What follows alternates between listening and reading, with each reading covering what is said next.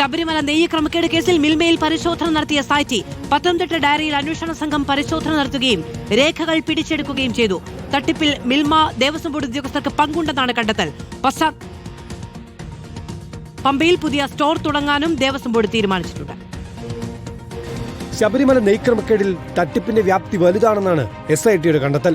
ശബരിമലയിൽ നെയ്യ് എത്തിച്ച മിൽമ പത്തനംതിട്ട ഡയറിയിൽ അന്വേഷണ സംഘം പരിശോധന നടത്തി. ടെൻഡർ സംബന്ധിച്ച രേഖകൾ പിടിച്ചെടുത്തു.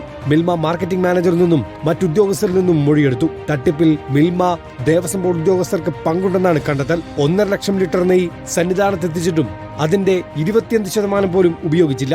ആകെ ഉപയോഗിച്ചത് 19,800 ലിറ്റർ നെയ്യ് മാത്രം. ഭക്തർ കൊണ്ടുവരുന്ന നെയ്ക്ക് മിൽമയുടെ നെയ്യേക്കാൾ ഗുണനിലവാരമുണ്ടെന്ന മൊഴിയും അന്വേഷണ സംഘത്തിന് ലഭിച്ചു. അതിനിടെ സന്നിധാനത്തിന് പുറമെ പമ്പയിലും സ്റ്റോർ റൂം തുറക്കാൻ ദേവസ്വം ബോർഡ് തീരുമാനിച്ചു. നെയ്യ് ക്രമക്കേട് വിവാദങ്ങളുടെ പശ്ചാത്തലത്തിലാണ് തീരുമാനം. പമ്പയിലെ ഗോഡൌണിൽ സൂക്ഷിച്ച് ഗുണനിലവാരം പരിശോധിച്ച് സന്നിധാനത്തേക്ക് കയറ്റിവിടും. മുതിർന്ന ദേവസ്വം ബോർഡ് ഉദ്യോഗസ്ഥർക്കായിരിക്കും ചുമതല. റിപ്പോർട്ടർ, തിരുവനന്തപുരം.